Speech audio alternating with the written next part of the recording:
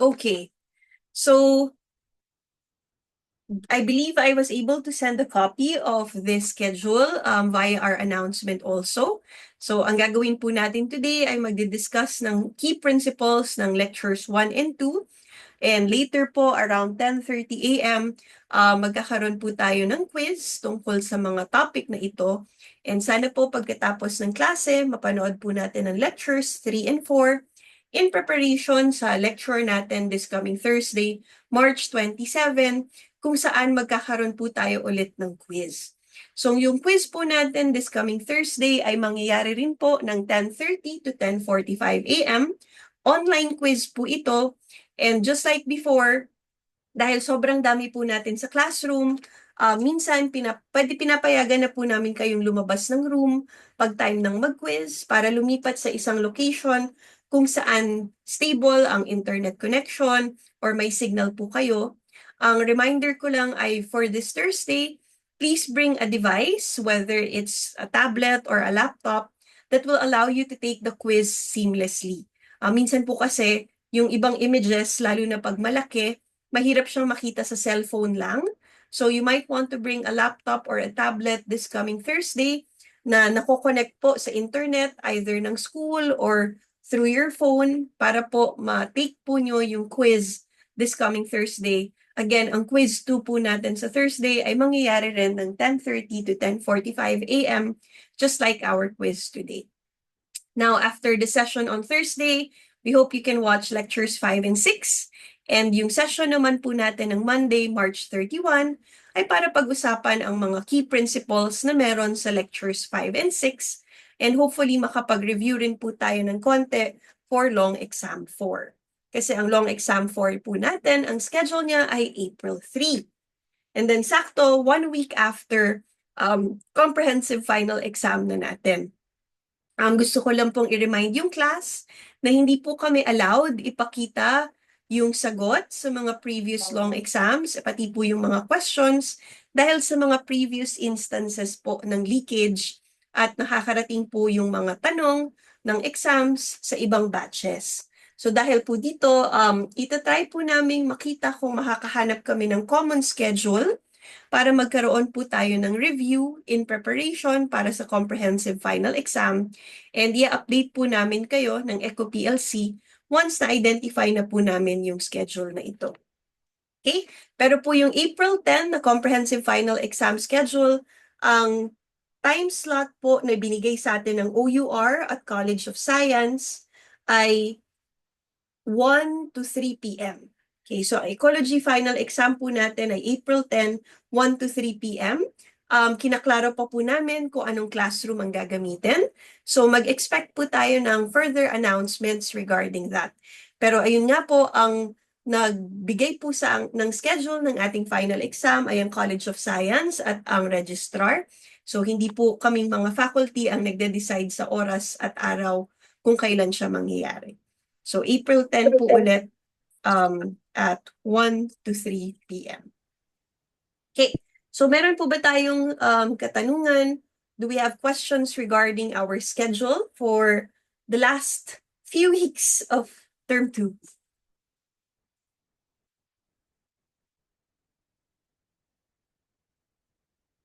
Okay, kung wala, then I guess we can go ahead and proceed with our discussions for today.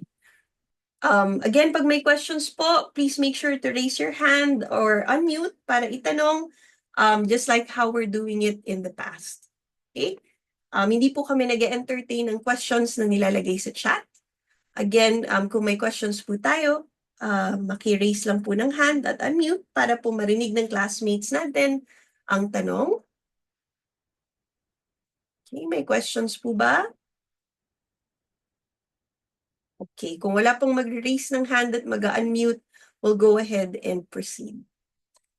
Okay, so systems ecology is an interdisciplinary field ng ecology. So hindi papasok na tayo, well, medyo ipapasok na natin ang mga principles ng physics, chemistry, and maybe a little bit of engineering sa ating discussions. Kasi pagdating sa systems ecology, ini-integrate na natin yung biological, physical at chemical interactions na nakikita natin sa environment.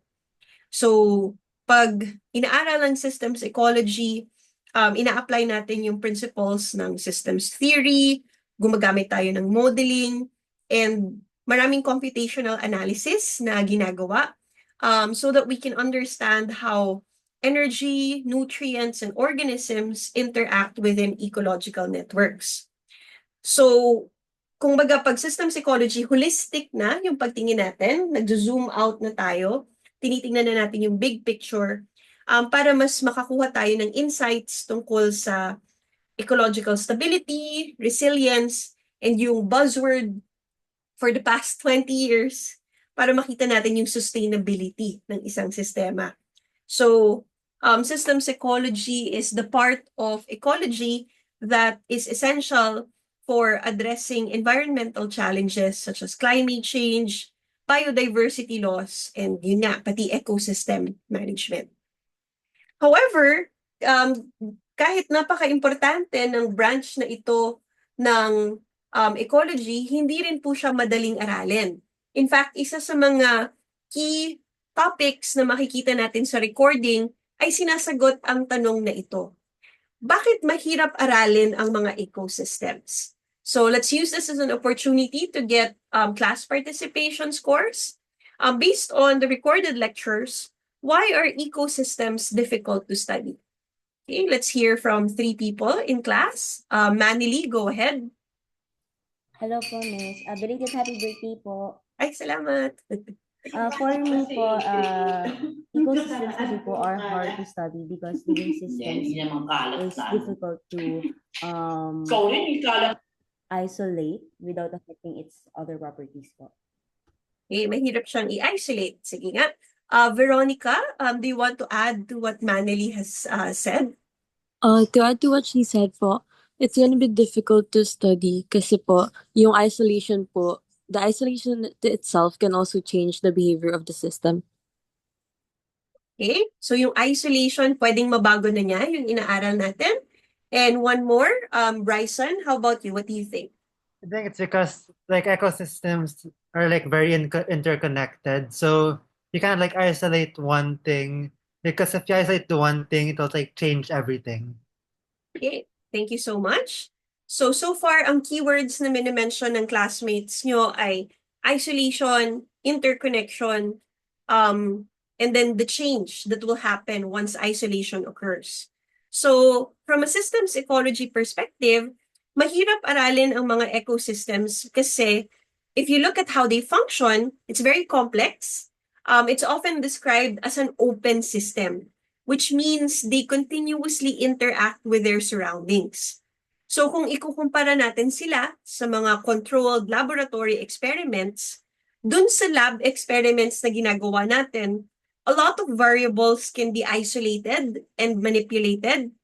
Pero pagdating sa mga ecosystems, maraming mga factors na paiba-iba, dynamic factors, yun ang tawag. Katulad ng climate, species interactions, mga nutrient cycles, at pati na rin human activities, lahat yan nandun para pakialaman yung inaaral natin. So, dahil dyan, ang pinakamalaking challenge na kinakaharap natin is, I think it's basically impossible to isolate an ecosystem without disrupting its natural processes. So, pagdating sa energy, matter, and even organisms, no, how they move. They constantly change, they constantly move in and out of ecosystems.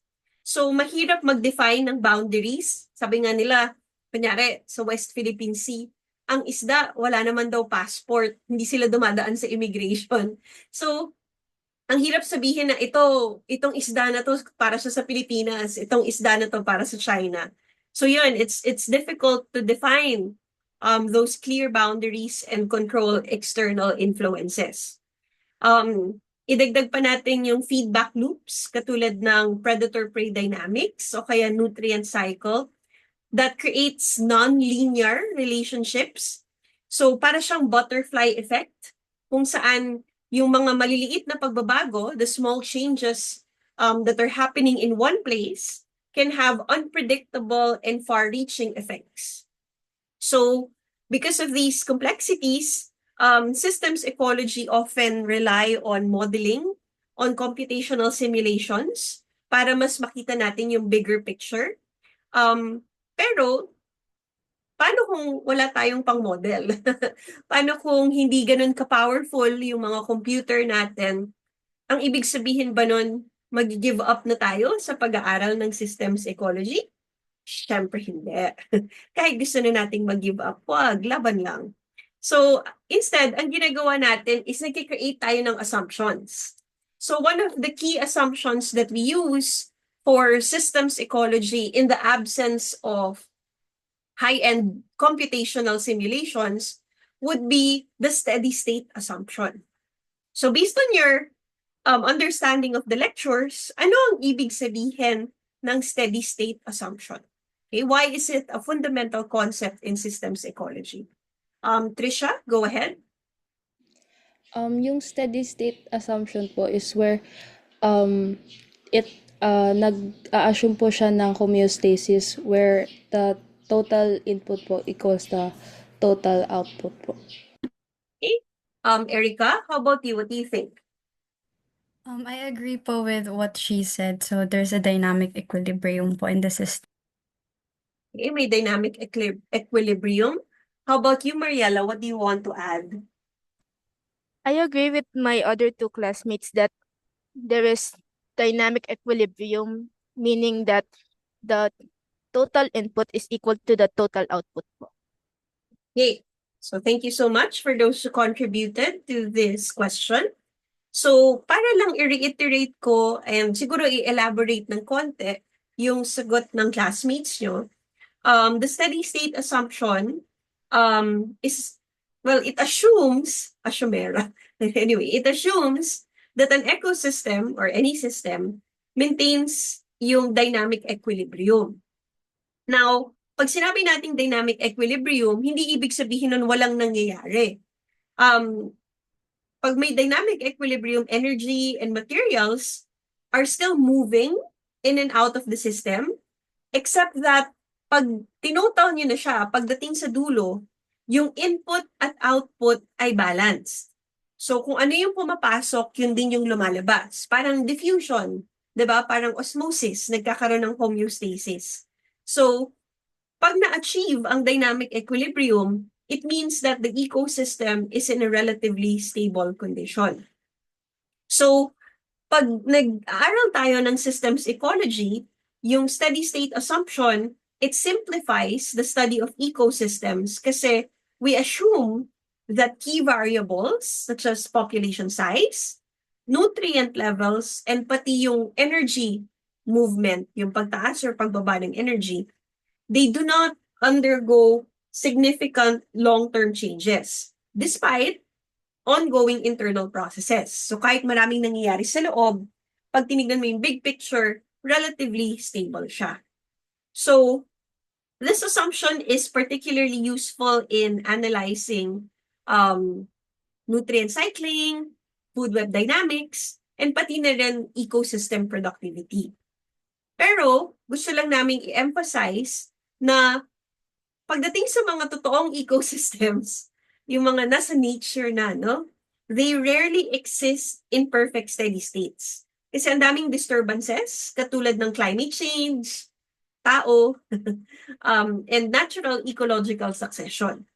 Kaya sa mas advanced na pag-aaral ng systems ecology, merong tinatawag na non-steady state models na ginagamit. Pero for now, for our introductory class, dito muna tayo sa steady state assumption. Now, isang way para magamit natin yung steady state assumption ay para i-check kung merong magbabago sa pag-cycle ng nutrients after merong disturbance na mangyari. So, ito pinakita na to sa lecture ni Sir Al, dun sa recording, pero tingnan natin kung kaya natin siyang himayin, kung kaya natin siyang aralin. So what you're seeing is a 6-compartment system, and what it represents is the phosphorus cycle in a hypothetical seagrass bed. So, yung flow ng nutrients from compartment H to I ay 0.5 units over time. Ang flow ng nutrients from I to K ay 0.5 units over time. Ang pag-flow ng nutrients from compartment H to J ay 1 unit over time. Ang pag-flow ng nutrients from compartment J to K ay 1 unit over time. At ang pag-flow ng nutrients from H to K ay 14.5 units over time. Yung iba, K to F, F to G, at G to H ay 16 units over time. Anong mangyayari sa nutrient level ng compartment H pag tinanggal ko yung kalahati ng laman niya pero wala na akong ibang babaguhin? Meaning, kung may laman siyang phosphate sa loob, kinalahati ko siya, pero yung pagpasok ng phosphate from G at paglabas ng phosphate papunta kay IJK ay pareho pa rin. So, anong mangyayari sa laman ni compartment H? Mauubos ba siya? Madadagdagan ba siya? Babalik ba siya sa dati? Ano sa tingin nyo? Mariela, go ahead. I think that the half of the amount that will be removed from H, parang madidistribute siya sa lahat ng compartments. So, lahat ng compartments ay bababa. And equal pa rin yung in and out. Okay, so madidistribute yung nabawas kay H sa iba. So, si H, dahil nabawasan siya, mababawasan din daw yung iba. Neil, do you agree or disagree? I disagree po kasi if yung contents lang ng H yung natanggal, since yung flow po inside and out is still the same, nothing else will be affected, pero yung H lang po mababawasan pa yung content level niya. Okay, so si H lang yung nabawasan. Wala nang ibang maaapektuhan. Tama ba, Neil? Yes po. Okay. Finally, Manily, how about you? What do you think? For me po, I agree po with Neil. I believe na since H lang po yung mabawasan and the input and the output is still the same, si H lang po yung overall maapektuhan po. Okay, sige. So tingnan natin kung sino ang tama at ano nga ba ang naapektuhan pag tinanggal natin yung content. So pagdating sa ganitong scenario, ang mga pwedeng magbago ay yung content at yung flow rate. Yung content ng bawat bucket, pwede nyo siyang i-imagine as savings, pera na nakatabi sa bangko. Yung flow rate na papasok, pwede nyo siyang imagine na sweldo, sahod. Yung flow rate na palabas, pwede nyo siyang i-imagine as bills na kailangan nating bayaran. So kung ako si PhilH, let's say meron akong savings sa bangko, kalahati nun, ginastos ko para makabili, let's say, ng iPhone. Pero, nakaka-receive pa rin ako ng salary na 16 galing kay G at kailangan ko pa rin magbayad ng rent kay K na 14.5, ng pagkain ko kay J na 1 at kuryente ko kay I na 0.5. So, para makita ko yung balance, nakakatanggap ako ng 16 kay H at in total, nagsuspend ako ng 16 sa mga bills na binabayaran ko. Pag ba binawasan ko yung savings ko, nababawasan ba yung income ko? I can call on one person to answer that question. Again, pag ginastos ko ba yung savings ko, nabawasan ba yung sahod na natatanggap ko from my work? Miles, what do you think? No po, hindi po mababawasan kasi kung sa totoong buhay po, hindi naman po mababawasan yung sahod mo kapag may ginagastos ka. Stable po yung pera. Okay. So as long as hindi ako na-fire, may sahod pa rin akong makukuhang 16 kahit ginastos ko yung savings ko. Ngayon, kung sumasahod ba ako ng 16, pero binawasan ko yung savings ko, may pambayad pa rin ba ako na 16? I can also call on one person to answer that. Again, kung sumasahod pa rin ako ng 16, pero kailangan kong gumastos ng 16, kailangan ko bang gastusin yung savings ko para lang mabayaran tong 16 na ito? Saves, what do you think? Doc, kung mayroon na po kayong 16, tapos bawasan nyo po ng 16, di na po kailangan galawin yung savings niyo. Okay. So hindi kailangan galawin yung savings ko as long as meron akong nare-receive na 16 galing sa salary. So since kaya ko naman palang magbayad ng 16 sa kuryente, sa pagkain, at sa rent, dahil ba gumastos ako para pambili ng iPhone, maaapektuhan din ba yung savings ng Meralco, ng kantin, at ng nirerentahan ko ng bahay? Again, dahil ba ginastos ko yung Opo. savings ko para bumili ng cellphone, maaapektuhan ba nito yung savings ng Meralco, ng kantin, at ng apartment na nirerentahan ko? Can anyone answer that? Bryson, go ahead. I would say that generally, unless yung total amount of money talaga is zero, then no, it won't. There are Let's say some nag-zero yung bank account ko, pero sumasahod pa rin ako ng 16, maaapektuhan ba nung pagkawala ng savings ko yung savings ng Meralco, ng kantin, at ng apartment na nirerentahan ko? I would say na yes, it would be directly affected because there's nowhere to get the money from. Na-fire ba ako sa trabaho ko, Bryson? No, no, ito yung misinterpreted pala. Meron pa rin po. So, maapektuhan ba yung savings ni Meralco, ni kantin, at ni apartment? Hindi po. Okay, thank you for that, Bryson. So, remember guys, ang laman ng bucket ay savings. As long as may income ka at equivalent ito sa nilalabas mo, meron kang pambayad. So just try to imagine a bank account, every time sumasahod, may pumapasok. Kaso, pag kailangan na magbayad ng bills, lalabas din siya agad. So wala ka nang masisave na bago, pero kaya mo pa rin magbayad. And as long as nababayaran ka, hindi necessarily nauubos yung laman ng savings mo. Okay? So that's why for this question, even though napangalahati yung content ni Pale H, nangalahati yung savings niya,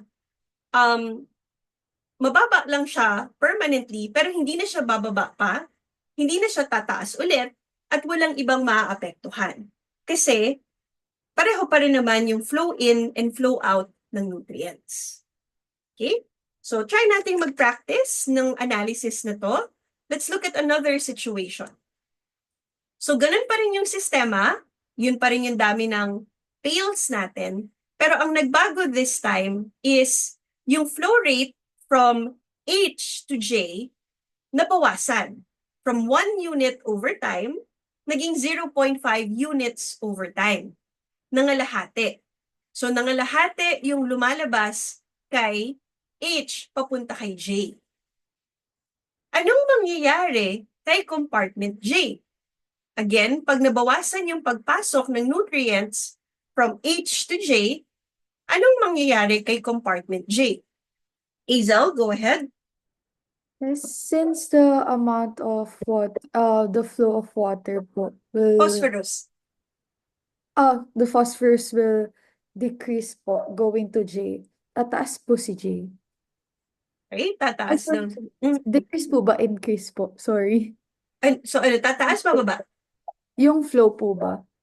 Ayan, from 1 naging 5. 0.5. Pag naging 5 po, magdi-decrease po si J. Okay, magdi-decrease daw si J. Saves, do you agree or disagree? Yes po, magdi-decrease din po. Apart po doon, kasi 1 po yung nilalabas niya. So, hindi po nagme-make up yung nung dinadagdag doon sa nilalabas. Okay, Camille, what do you think? I agree with both my classmates, but I think the imbalance between the inflow and the outflow will lead to a decrease in the phosphorus po in compartment J. Okay, so tignan natin kung anong nangyayari. So in this case, si H, dati 1 yung lumalabas sa kanya papunta kay J, naging 0.5.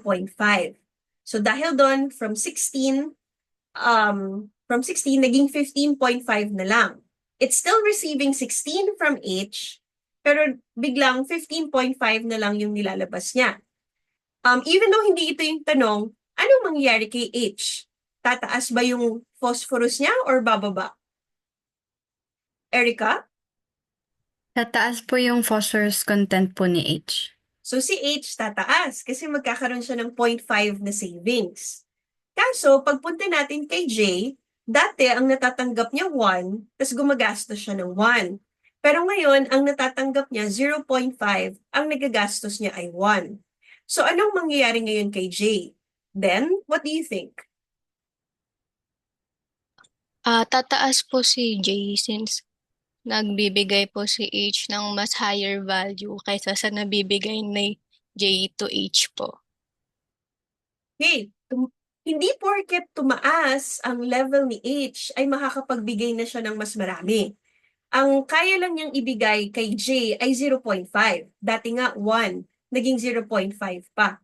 So dahil hindi porket tumaas si H, tataas na rin yung lumalabas niya ha, mamaintain pa rin yan. Kung ano yung rates na nakalagay, yun pa rin. So tumataas si H, pero ang binibigay niya kay J ay 0.5. Anong mangyayari ulit kay J? Can someone answer? Ray, go ahead.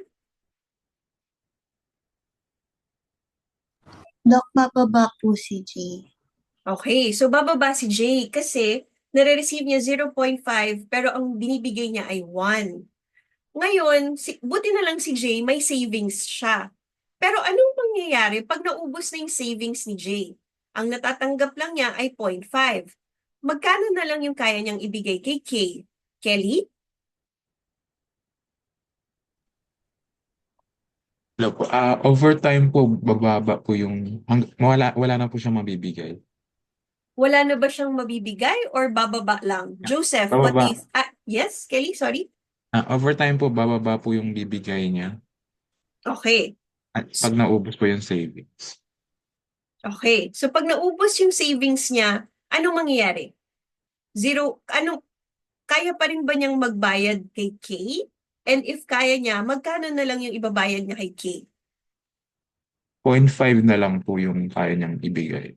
Okay, good. Kung ano na lang yung nare-receive niya, yun na lang din yung kaya niyang ibigay. So from 1, 0.5 na lang din yung mabibigay niya kay K.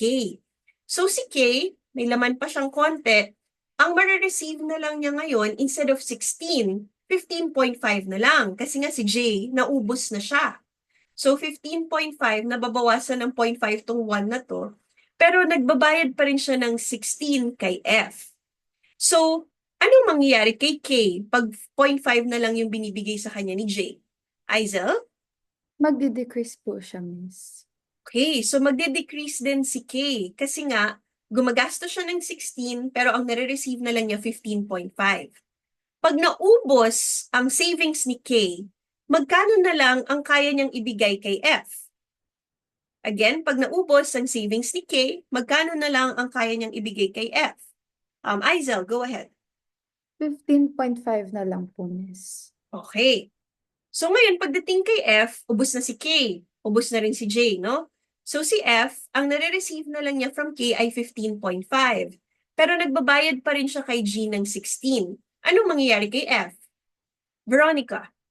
Magde-decrease po siya, miss. Okay, so magde-decrease siya kasi 16 ang nilalabas, 15.5 ang pinapasok. Pag naubos ang savings ni F, magkano na lang ang mabibigay niya kay G? Miles? Same po, miss. 15.5 na lang din po. Okay. So pag 15.5 na lang ang nabibigay kay G, kailangan pa rin niyang magbigay ng 16 kay H. So, pag ganun na nangyari, anong mangyayari kay G? Veronica, go ahead. Magde-decrease din po. Okay, so si G, magde-decrease siya kasi nga 15.5 lang ang natatanggap, 16 ang lumalabas. Pag naubos ang savings ni G, magkano na lang mabibigay niya kay H? Miles, go ahead. 15.5 na lang din po, miss. Okay, pag 15.5 na lang ang nabibigay ni G kay H, ano mangyayari kay H? Miles, go ahead. Magdi-decrease na po si H. Okay, Aizel, do you agree or disagree? Disagree po, miss. Bakit? 15.5 na po yung nare-receive niya po. And then, yung kung pinaba po natin yung flow ng J to 0.5, hindi na po siya magdi-decrease since 15.5 din po yung nilalabas niya. Okay, very good. So, kahit bumaba to 15.5 ang binibigay ni G kay H, kahit tumaas si H kanina, hindi na siya bababa. Kasi nakapagtabi na siya eh. Tapos, 15.5 yung natatanggap niya, 15.5 din yung nilalabas niya. Kung ano yung natatanggap niya, yun din yung nasispend niya. So, wala nang magbabago kay H. So, ngayon, kamusta naman si I? So, throughout all of this time, si J naubos, si K naubos, si F naubos, si G naubos, si H tumaas, tapos nag-stabilize. Ano nangyari kay I? May nagbago ba sa kanya? Veronica, go ahead. I think same lang po si I since nakaka-receive pa rin po siya ng 0.5 kay H and 0.5 lang din po yung need niya ibigay kay K. Okay, so si I, chill lang siya. Walang nangyari kay I kasi all this time, nakakatanggap siya ng 0.5 tuloy-tuloy from H at nagbibigay siya ng 0.5 tuloy-tuloy kay K. So kahit ang dami nang nagbago kay J, K, F, and G, at kahit tumaas pa si H, walang nangyari kay I. Kasi hindi naman nagbago yung flow rate papunta sa kanya at flow rate palabas sa kanya. Okay? So sige, practice pa, isa pa. Okay. So, yun nga, yun yung sagot dito, no? Yung J, bababa siya. Pero yun nga, ang dami pang pwedeng mangyari. So, dito naman sa sitwasyon na to, ang nagbago rin ay flow rate from H to J. Pero this time, from 1, naging 2 ang flow rate niya. Dumoble. Ano ang mangyayari sa compartment, sa nutrient level ni compartment I? Hala, si compartment I naman ang bida ngayon. So, si J, from 1, naging 2, anong mangyayari sa nutrient level ni compartment I? Okay, can we hear from 3 people? Aizel, go ahead. I think po, miss, since nag-double po yung sa J, naging 2.0, tas yung nilalabas po na J to K is 1.0, wala pa rin po mangyayari kay I, since 0.1 pa rin naman po yung flow rate niya. Okay. Bryson, do you agree or disagree? I disagree. I would say na because there's more going from H to J, it means that H will decrease. And when H decreases, eventually I would also decrease then. Okay, thank you for that, Bryson. Kelly, what about you? I think po yung I will decrease kasi po nalagdagan po ng 1 unit yung to J. So, makakailangan po si H na magbawas sa iba Okay. para mag-steady. Okay, kasi nauubusan si H, ano? So, tingnan natin kung anong mangyayari. So, si H, nakakatanggap siya ng 16 kay G. Pero kailangan niyang magbayad kay I ng 0.5, kailangan niyang magbayad kay J ng 2, and kailangan niyang magbayad ng 14.5 kay K. As long as may savings siya, I, J, and K will remain the same. Kaso eventually, magre-run dry si H kasi konti lang yung nare-receive niya compared sa naibibigay niya. So, ibig sabihin, after a while, hindi na niya kayang magbigay ng 17, hanggang 16 lang. Kung 16 na lang ang kayang ibayad ni H, sino ang makakaramdam nun? Si I, J, or si K? Sa tingin niyo ba, isa lang? Or madidistribute equally dun sa tatlo yung effect? Ano sa tingin niyo yung mangyayari? Pag naubusan na ng savings si H, kaya ang kaya na lang niyang ibayad ay 16.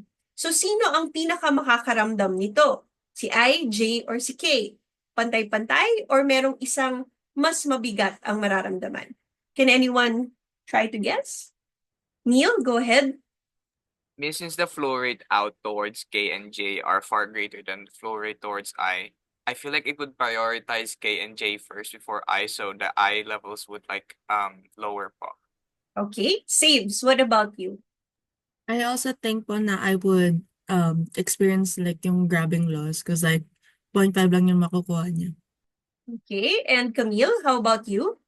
I agree with both my classmates, but I think I will be the most affected.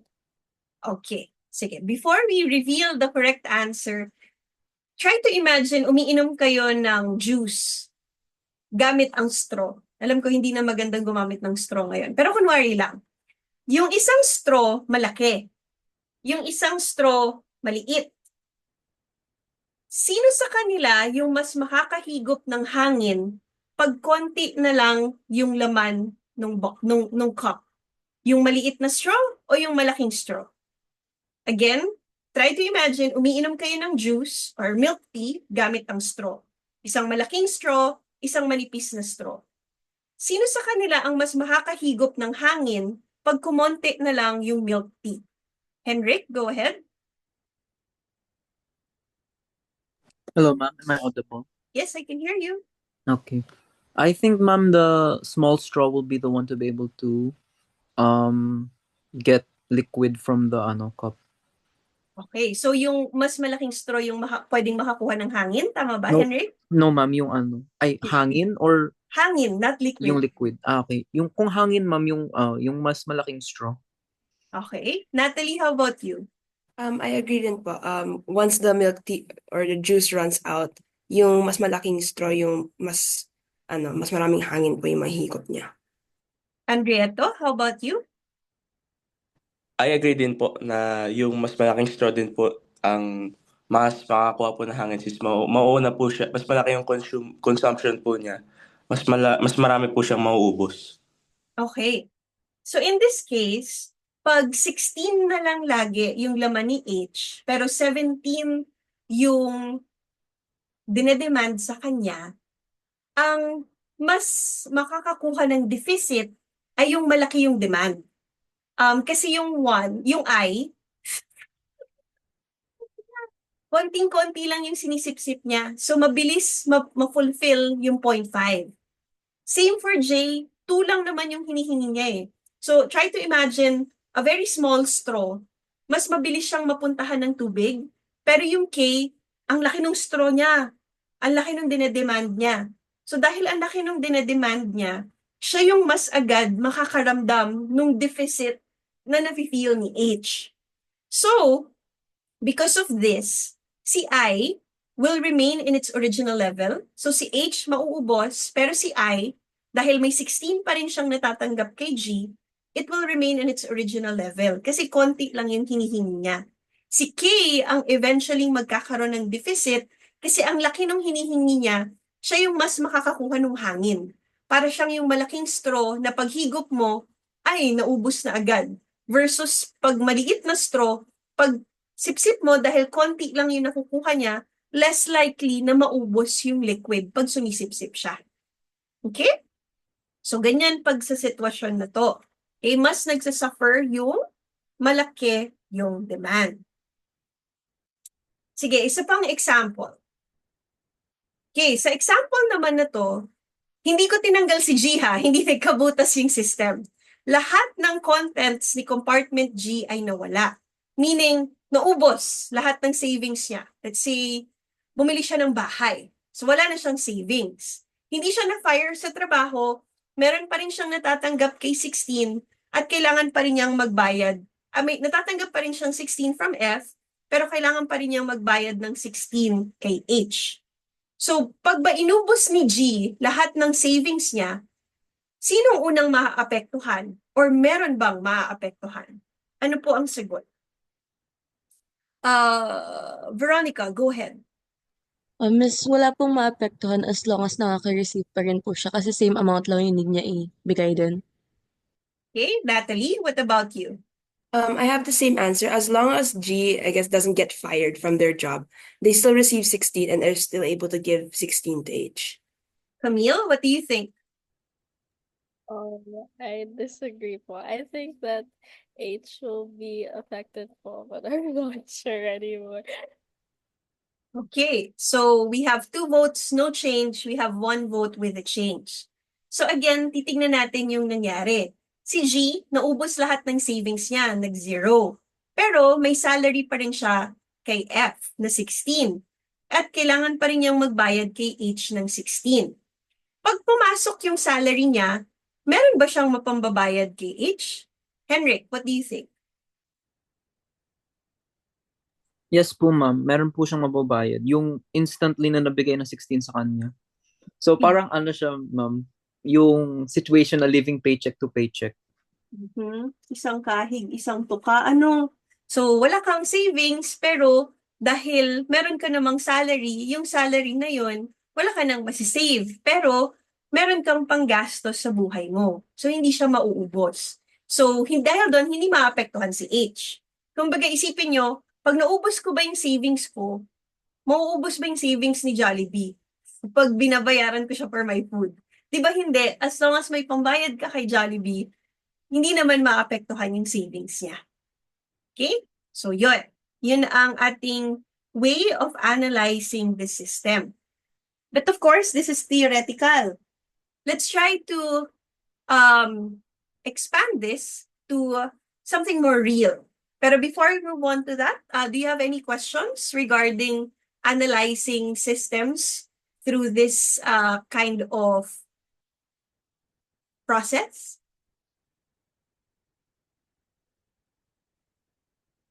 Okay, sige.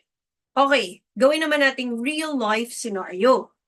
So, isa rin sa mga na-discuss ni Sir Al dun sa pre-recorded lecture would be yung impact ng global warming, ng urbanization, sa mga malalaking cycles na na-encounter natin sa mundo, yung tinatawag na biogeochemical cycles. So, for example, pagdating sa water cycle, ano yung magiging consequence ng pag-increase ng evapotranspiration kasi nagkakaroon na ng global warming?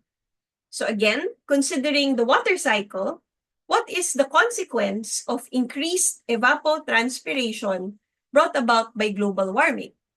Okay, anyone? Say, go ahead.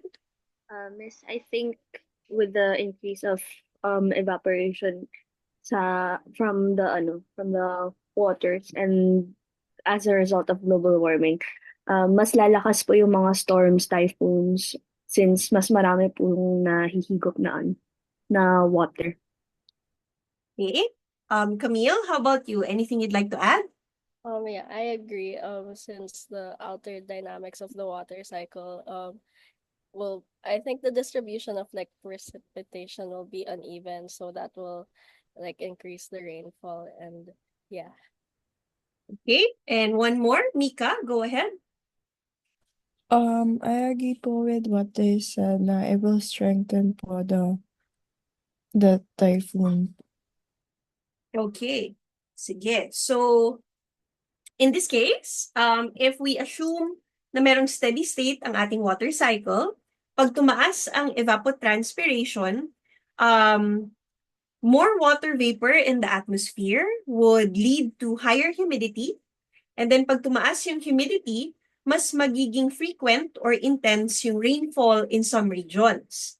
Sadly, yung pag-ulan na to may not always fall in the same locations where evapotranspiration increased.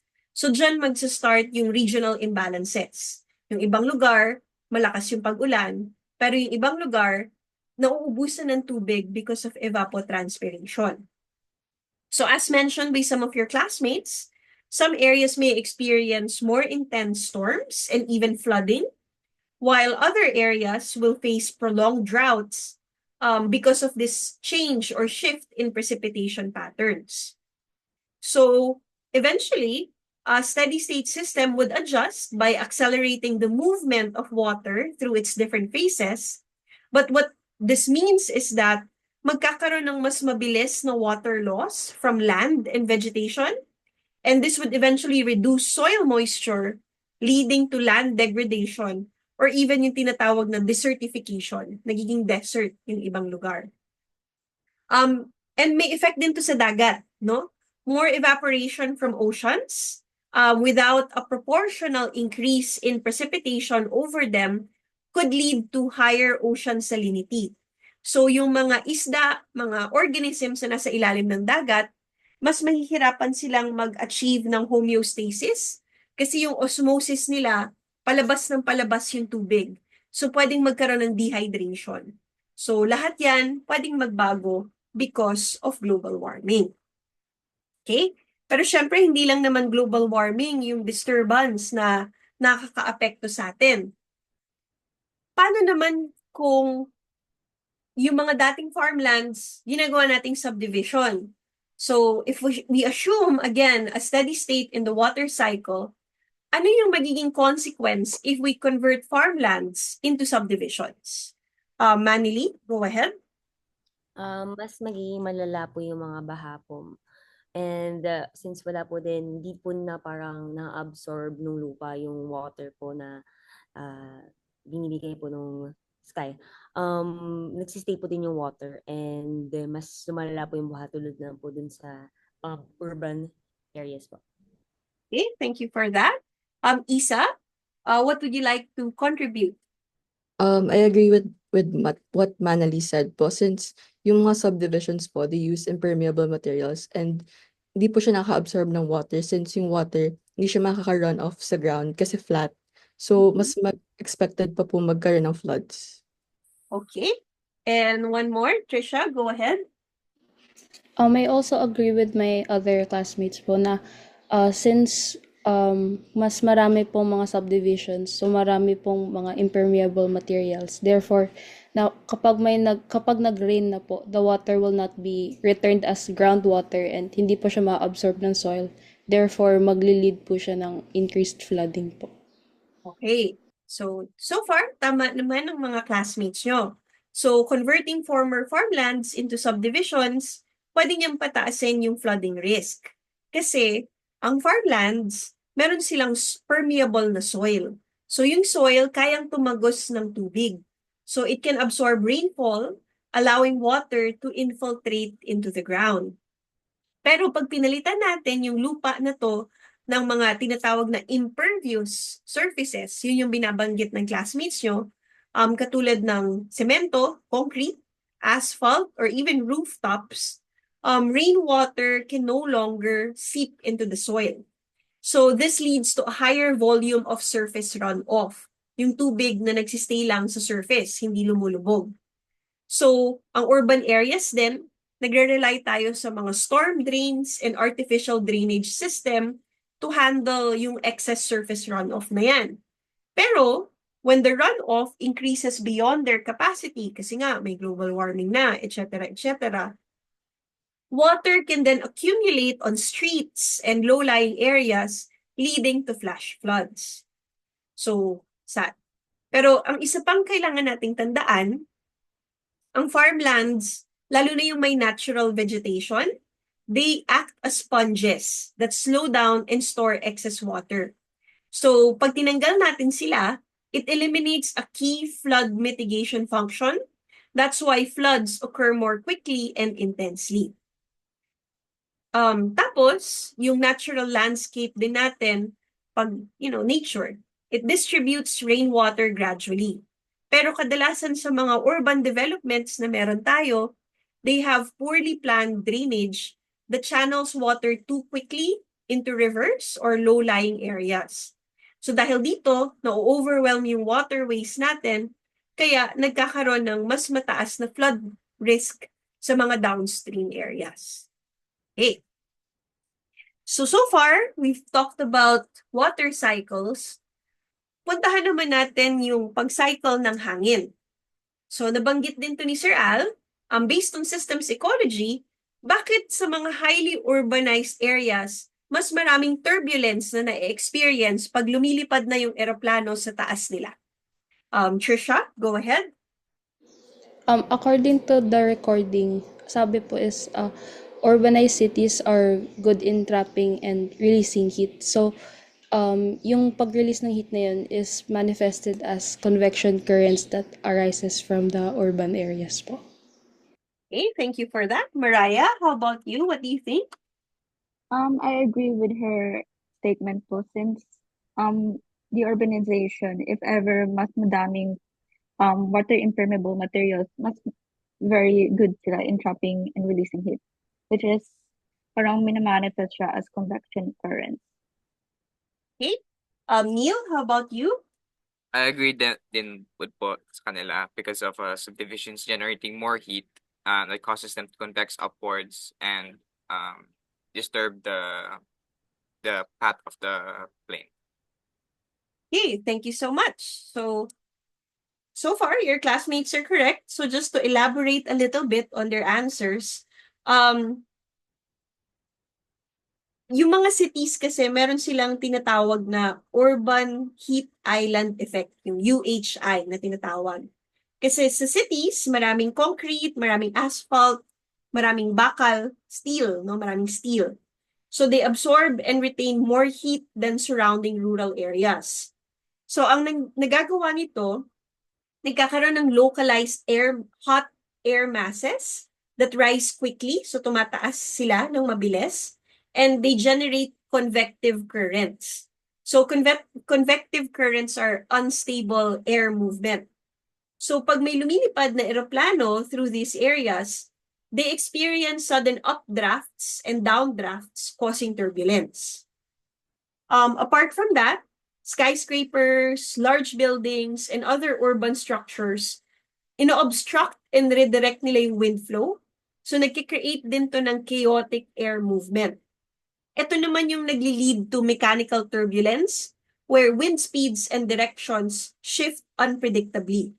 So pilots flying over or near cities would often experience sudden jolts due to this turbulent wind shifts.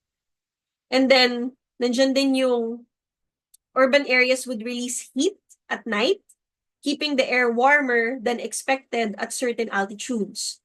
So this can create unstable atmospheric conditions, leading to localized thunderstorms or thermal turbulence. So the combination of heat and rising moisture can also trigger convective clouds, which can increase mid-air disturbances. So lahat ng mga yan, nagkukos kung bakit mas unpredictable yung turbulence when flying over urban areas. Kaya mapapansin nyo, pag sumasakay ng airplane, mas madalas silang dumadaan sa mga rural areas kesa sa mga urban areas kasi mas kalma yung hangin. Okay? So, more or less, those are the questions I've prepared for the class. We still have about 20 minutes. You can use that time to review for your first quiz. Otherwise, before I close today's session, do you have any questions or points of clarification regarding some of the topics that we discussed today? Jasper, go ahead. Miss, I just want to clarify, Miss, on steady state. So whenever we use the term steady state, right, it's like total input is equal to total output. Like let's say in the pails and phosphorus example. But it was also told in the recording that the ecosystems, there is like a boundary that we set on it, right? But does the steady state mean that what's coming into the boundary of the ecosystem is also equal to what's coming out? So it's also like steady. So within the ecosystem and ecosystem towards the outside of the ecosystem, that's the flow. Like it's also steady. Is that the assumption of steady state? No. In a steady state assumption, you isolate the ecosystem that you're studying, katulad nung dun sa pail, na wala na siyang nakukuhang phosphate from anywhere else. So para na siyang naging swimming pool rather than lake. Ina-assume mo na controlled na yung ibang variables. And again, that's the limitation of the steady state assumption kasi nga, at the end of the day, ecological systems don't function that way. So it's a smaller, bigger picture, kumbaga. In the absence of advanced modeling, that's the only time you put in the steady state assumption. Does that help, Jasper? Yes, Doc. Thank you. You're welcome. Okay, anything else from the class? Don't shy.